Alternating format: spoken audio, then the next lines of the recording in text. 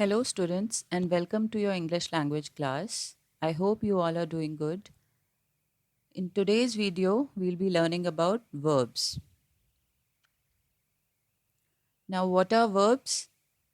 As you know, verbs are words indicating action or state of being in a sentence. A sentence remains incomplete without the presence of a finite verb in it. Here's the universal formula of a sentence in English. You need a subject and a verb and an object in a sentence to make complete meaning. A sentence can be without helping verb, but in that case, you need the main verb. So let us see the example. I read newspaper. There's no helping verb in this, but there's the main verb, read. I becomes the subject, read becomes the main verb, and newspaper is the object here. So this is the formula S plus V plus O. Let us know about subject and predicate. Every complete sentence has two parts, subject and predicate. The subject is the who or what the sentence is about. The predicate tells what the subject does. Let us also know about direct and indirect object. A direct object is a noun or a pronoun that directly receives the action of the verb in a sentence. An indirect object precedes the direct object. It tells us who the verb indirectly affects and who is receiving the direct object.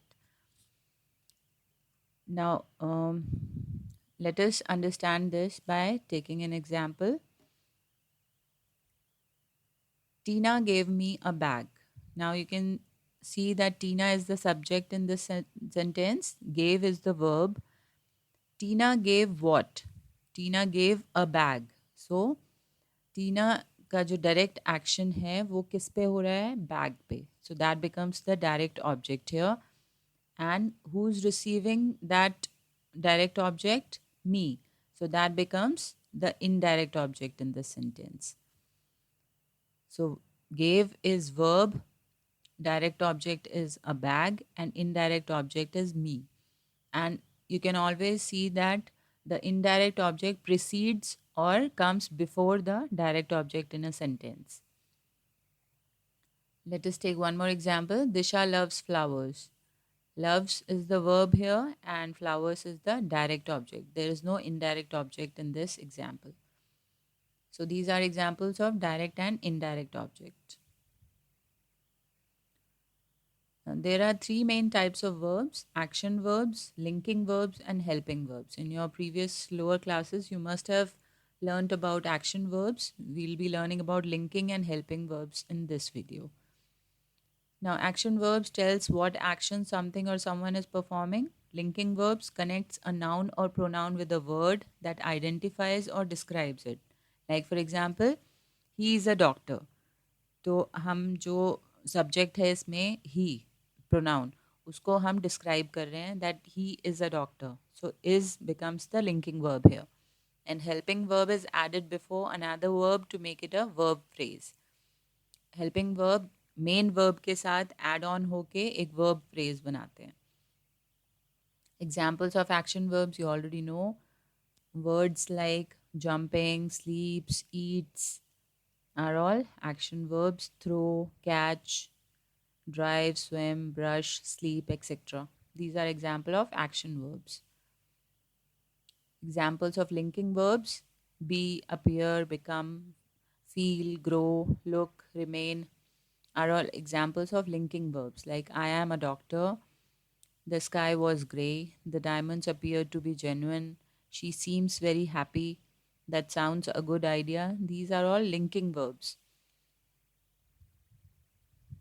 Examples of helping or auxiliary verbs like words like is, am, are, was, were are all helping verbs. These are not the main verbs, but they are always added with the main verb. Like I am sorry for what I have done. He is a great all-rounder player, and you are never too old to learn. He was elected by a unanimous vote, etc. Let us know about the broad classification of verbs now. Now, verbs can be broadly classified into transitive and intransitive verbs. And transitive verbs can be further classified as verbs with direct object and verbs with indirect object. And intransitive verbs can be further classified as verbs of action, verbs of being. Now, let us know about transitive verbs. The man killed. Look at this sentence here. Do you think this sentence is complete? The man killed. No, we are not getting the complete information here. The man killed what? We don't know. So this is an incomplete sentence. Of course, it has a verb, it has the subject, but it's missing the object. And it's incomplete without its object. Let us take one more example. The hunter shot. The boy called. So look at these sentences. They are not making any sense. So, verbs that need an object to add meaning to the sentence are called transitive verbs. When you get the answer for words like what or whom in a sentence after verbs, then that becomes transitive verbs. Like, for example, the man killed what? The man killed a mosquito. So, killed becomes the transitive verb here. The hunter shot a deer. The hunter shot what? The hunter shot a deer. The boy called whom? The boy called his mother. So all these words are transitive verbs. Now, intransitive verbs, let us look at these sentences. The sun shines.